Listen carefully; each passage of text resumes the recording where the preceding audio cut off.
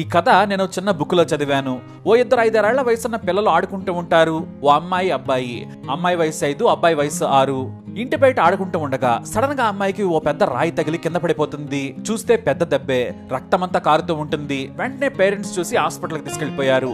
అక్కడికి వెళ్ళగానే డాక్టర్ గారు చూసి త్వరగా తీసుకొచ్చారు, మంచి పని చేశారు, కానీ చాలా బ్లడ్ పోయింది, బ్లడ్ ఎక్కించాలి అన్నారు. ఒకసారిగా పేరెంట్స్ కంగారు పడిపోయారు. ఎందుకు అంటే ఆ అమ్మాయి బ్లడ్ గ్రూప్ రేర్, ఎవరి దగ్గర ఉండదు. కానీ వారికి తెలుసు ఎక్కడుందో. ఎక్కడో కాదు, వాళ్ళ కొడుకు దగ్గరే ఉంది. అమ్మాయిది అబ్బాయిది సేమ్ బ్లడ్ గ్రూప్. ఖచ్చితంగా ఆ అబ్బాయి బ్లడ్ ఇస్తేనే ఆ అమ్మాయి బ్రతుకుతుంది. ఇక కొడుకే కదా, ఆ చిన్నారి దగ్గరికి వెళ్ళి నాన్న చెల్లికి బ్లడ్ ఇవ్వాలి, కాబట్టి నువ్వు ఖచ్చితంగా హెల్ప్ చేయాలి, చెల్లికి ఇవ్వు అంటారు. కొడుకు అస్సలు ఒప్పుకోడు. అలా గంట ప్రతిమలాడతారు, కానీ అస్సలు ఒప్పుకోడు కొడుకు. ఈ లోపు డాక్టర్ వచ్చి కంగారు పెడతారు. బ్లడ్ త్వరగా ఎక్కించాలి లేదా పాప చనిపోతుంది అంటారు. దీంతో ఆ పేరెంట్స్ ఇంకా కంగారు పడిపోయి ఆ కుర్రాడి దగ్గరికి వెళ్లి బ్లడ్ ఇవ్వు అని మరీ బ్రతిమలాడతారు. కానీ అస్సలు ఇవ్వడు. ఈసారి కోప్పడతారు, ఆ తర్వాత తిడతారు కూడా. అయినా సరే ఆ చిన్నారి ఇవ్వనంటాడు. ఇక తల్లి తండ్రి ఇద్దరు కూడా కళ్ళల్లోకి చూసి నువ్వు బ్లడ్ ఇవ్వకపోతే చనిపోతుంది, ఇవ్వవా, నీకు అసలు బుద్ధుందా, నీ వల్లే కదా దానికి దెబ్బ తగిలింది, నీ వల్ల ఇప్పుడు చనిపోతుందని కాస్తంత గట్టిగానే ఆ కుర్రాడు హత్య అయ్యే విధంగా మాట్లాడతారు. ఇక ఆ చిన్నారికి ఏం చేయాలో అర్థం కాక సరే నన్ను బ్లడ్ ఇస్తానంటాడు. డాక్టర్ గారు ఆ కుర్రాడిని తీసుకెళ్లి బ్లడ్ తీసుకుంటారు. ఎలాగో అలా ఆ చెల్లిని బ్రతికించేస్తాడు. బ్లడ్ ఇచ్చాక ఆ తల్లిదండ్రులు ఆ కుర్రాడి దగ్గరికి వస్తారు. పక్కనే డాక్టర్ కూడా ఉంటారు. పిల్లాడేమో ఆ తల్లిదండ్రుల కళల్లోకి, ఆ డాక్టర్ కళలోకి చూస్తూ ఉంటాడు. ఆ తల్లిదండ్రులకేమో ఓవైపు పాప బాధ కాబట్టి వారికేమీ అర్థం కాదు. చిన్నగా డాక్టర్ గారు దగ్గరకు వచ్చి ఆ పిల్లాడికి ఓ చాక్లెట్ ఇస్తారు. చిన్నారి చక్కగా ఆ చాక్లెట్ తీసుకొని ఒకే ఒక మాట అంటాడు, డాక్టర్ నేను ఇంకా ఎంతసేపట్లో చనిపోతాను అని. అంతే, అక్కడున్న తల్లిదండ్రులకి డాక్టర్కి ఒక్కసారిగా షాక్ కొట్టినట్టయింది. డాక్టర్కి విషయం మొత్తం అర్థమైపోతుంది. అంటే ఇప్పుడు నువ్వు చనిపోతావని తెలిసే నీ చెల్లికి బ్లడ్ ఇచ్చావా అని అడుగుతాడు. అవును కదా, బ్లడ్ తీసేస్తే చనిపోతారు కదా, నేనెప్పుడో విన్నాను, నాకు అదే గుర్తుంది అంటాడు ఆ కుర్రాడు. ఒక్కసారిగా ఆ తల్లిదండ్రులకి కన్నీళ్లు వచ్చేస్తాయి. అంటే చనిపోతాను అని తెలిసినా కూడా ఆ కుర్రాడు బ్లడ్ ఇచ్చాడనమాట. దాదాపుగా 2-3 గంటల సేపు ఆ తల్లిదండ్రులను చాలా ఇబ్బంది పెట్టాడు. కానీ ఆ తల్లిదండ్రులకి అసలు విషయం తెలియదు.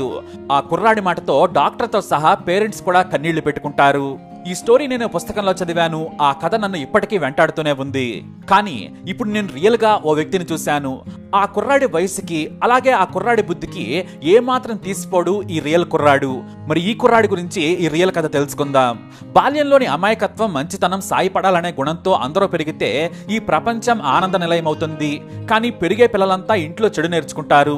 ఆ తర్వాత సమాజం నుంచి చెడలవాట్లు, పద్ధతులు, తప్పుడు పనులను నేర్చుకొని చాలా మంది చీడపురుగుల్లా మారుతూ ఉంటారు. కానీ మనమంతా ఎంత గొప్పగా బతకొచ్చో మిజోరాంలోని ఓ కుర్రాడు నిరూపించాడు.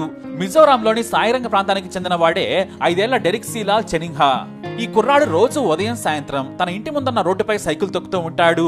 ఇతని తల్లిదండ్రులు వ్యవసాయం చేసుకుంటూ కాలం గడుపుతూ ఉన్నారు. వారికి ఏకైక కొడుకు ఈ డెరెక్. అయితే ఓ రోజు స్కూల్ లేదు. ఇక ఎప్పటి మాదిరిగానే ఉదయం టిఫిన్ చేసిన తర్వాత తన చిన్న సైకిల్ తొక్కుకుంటూ రోడ్డు మీద ఎంజాయ్ చేస్తూ ఉన్నాడు. కానీ సడన్ గా పక్కింటికి చెందిన ఓ కోడి తన కోడి పిల్లలతో రోడ్డు దాటుతూ ఉంది. అప్పుడే సడన్ గా తన సైకిల్ టైర్ కింద ఓ కోడి పిల్ల పడింది. దాని మెడ మీద నుంచి సైకిల్ వెళ్ళింది. అంతే, ఆ కోడి పిల్ల చచ్చిపోయింది. దీంతో కంగారు పడ్డాడు ఆ చిన్నారి డెరెక్. వెంటనే సైకిల్ కింద పడేసి కోడిని పట్టుకున్నాడు. అది కదలడం లేదు, మెదలడం లేదు. వెంటనే దాని ఇంటికి తీసుకెళ్లాడు. అమ్మ, కోడికి దెబ్బ తగిలింది, డాక్టర్ దగ్గర తీసుకెళ్తాను, డబ్బులు ఇవ్వమన్నాడు. అప్పుడే అతని తండ్రి చూసి ఏమైందని అడిగాడు. నానా, నాదే తప్పు, చూడకుండా స్పీడ్ గా వెళ్ళాను, ఈ కోడి పిల్ల మీద నుంచి సైకిల్ వెళ్ళింది, లోపల గాయాలైనట్లున్నాయి, డాక్టర్ దగ్గరికి తీసుకెళ్దామని మారాన్ చేసేస్తాడు. సరే, తండ్రి ఆ కోడి పిల్లను తీసుకుని చూస్తే అది చనిపోయింది, బయటపడేయమని చెప్పాడు. కానీ ఆ చిన్నారి వినలేదు. తన తల్లితో పేచీ పెట్టుకున్నాడు. నాకు డబ్బులివ్వు, నేనైనా డాక్టర్ దగ్గరికి తీసుకెళ్తానని ఏడ్చాడు. నేనే కోడి పిల్లను చంపాను, దాన్ని బతికిస్తానని ఏడ్చాడు. కింద పడి ఏడుస్తూ ఉండడంతో తట్టుకోలేక తల్లి 10 రూపాయల నోటు ఇచ్చేసింది. అంతే, ఆ డబ్బులు తీసుకుని సైకిల్ మీద ఒంటరిగా ఆ కోడిని తీసుకుని దగ్గరలోని ఓ చిన్న క్లినిక్ కి తీసుకెళ్లాడు. వేగంగా హాస్పిటల్లోకి వెళుతూ ఉండగా ఓ మహిళా డాక్టర్ బయటకు వస్తూ కనిపించింది. డాక్టర్, ఈ డబ్బులు తీసుకుని ఈ కోడి పిల్లను బ్రతికించండి, నాదే తప్పు, నేనే సైకిల్ ను వేగంగా తొక్కాను, పాపం నా సైకిల్ కింద పడింది, ఆపరేషన్ చేసి బ్రతికించండి అన్నాడు. మొదట ఆ చిన్నారి అమాయకత్వాన్ని, నిజాయితీని, అతనిలోని మంచితనాన్ని చూసిన డాక్టర్ మొదట నవ్వుకుంది. ఆ తర్వాత అతని నిజమైన బాధను కళ్ళల్లో చూసి కన్నీళ్లు పెట్టుకుంది డాక్టర్. ఆ వెంటనే చిన్నారి ఫోటోను తీశారు ఆ డాక్టర్. ఆ పిల్లాడిలో కోడి పిల్లను చంపానన్న పశ్చాత్తాపాన్ని అర్థం చేసుకున్న డాక్టర్ ఇంకా గొప్ప పని చేశారు. అది చనిపోయిన విషయం తెలియనివ్వకూడదనుకున్నారు. నేను ఈ కోడి పిల్లకు ఆపరేషన్ చేసి బ్రతికిస్తాను, సరేనా? పెద్ద ఆపరేషన్ చేయాలి, చాలా డబ్బులు ఖర్చు అవుతాయి, కానీ నువ్వు మాత్రం ఏమీ ఇవ్వక్కర్లేదు. నువ్వు టైంకి తీసుకొచ్చావు, నేను ఈ కోడి పిల్లను బ్రతికిస్తాను. ఇది మీ పక్కింటి వారిది కదా, వారికి కూడా నేనే ఇస్తానని ఆ కోడి పిల్లను తీసుకున్నారు డాక్టర్. ఆ తర్వాత నువ్వు జాగ్రత్తగా ఇంటికెళ్ళమని చెప్పారు. కానీ ఆ చిన్నారి మాత్రం ఈ 10 రూపాయలు తీసుకోండి మళ్ళీ ఇచ్చాడు. నాకు అక్కర్లేదు, నా దగ్గర కూడా డబ్బులున్నాయని ఆమె చూపించారు.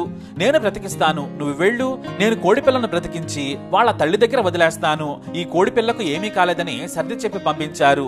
అయినా కూడా సరే డాక్టర్ అంటూ ముభావంగా వెళ్లిపోయాడు ఆ చిన్నారి డెరిక్. ఈ విషయాన్ని తన ఫ్రెండ్స్ కి వాట్సాప్ లో షేర్ చేశారు ఆ డాక్టర్, అది కూడా కన్నీటితో. ఆ చిన్నారి మంచితనం చూడండి, ఇంత చిన్న వయసులో ఎంత దయార్థ హృదయం. నాకు కాసేపు ఏడుపొచ్చేసింది. ఇంత మంచి చిన్నపిల్లాడు అలానే ఎదిగితే ఎంతో మంచి వ్యక్తి అవుతాడు.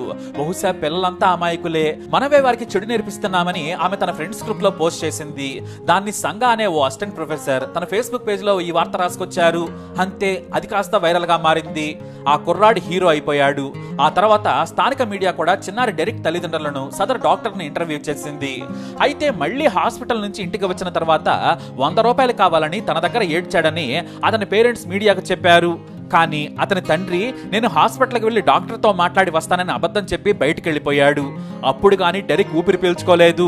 పైగా తండ్రి రాగానే కోడిపిల్ల ఎలా ఉంది, పరిగెడుతుందా, పక్కింటి వారికి ఇచ్చేసావా అని అడగడం మొదలు పెట్టాడు. ఆ చిన్నారి వార్త జాతీయ మీడియాలో కూడా వచ్చింది. చిన్నపిల్లలంతా మంచితనంతోనే ఉంటారు, కోడి పిల్లను చంపానన్న బాధ, బతికించమని డాక్టర్కు 10 రూపాయల నోటు ఇస్తూ దీనంగా పెట్టిన ఆ మొహన్ తాలూకు ఫోటో అందరినీ పిండేసింది. ఎంత గొప్ప ఇన్నోసెన్స్! అతని మంచితనాన్ని, ప్రేమను ఎవరు దూరం చేయకూడదు. చివరకు అతని తల్లిదండ్రులు కూడా. చాలా గొప్ప వ్యక్తి అవుతాడని నెటిజన్లు రాసుకొచ్చారు. అయితే డెరిక్ నేషనల్ లెవెల్లో వైరల్ గా మారడంతో చిన్నతనంలోనే మంచితనం చూపించి గొప్పవాడనిపించుకున్న ఈ చిన్నారిని వారి స్కూల్లో గ్రాండ్ గా సత్కరించారు. ఏకంగా మిజోరాం సంస్కృతిలో ఎలాగైతే పెద్దవారిని, గొప్పవారిని సత్కరిస్తారో అలాగే డెరిక్ ను సత్కరించి అవార్డు ఇచ్చారు. శాలువా కప్పి ప్రశంసా పత్రం ఇచ్చి ఎంకరేజ్ చేశారు. ప్లానెట్ మీదే ప్యూరెస్ట్ సోల్ అంటూ అందరూ చిన్నారి డెరిక్ ను మెచ్చుకున్నారు. దీంతో వారి తల్లిదండ్రులు ఎంతో మురిసిపోయారు.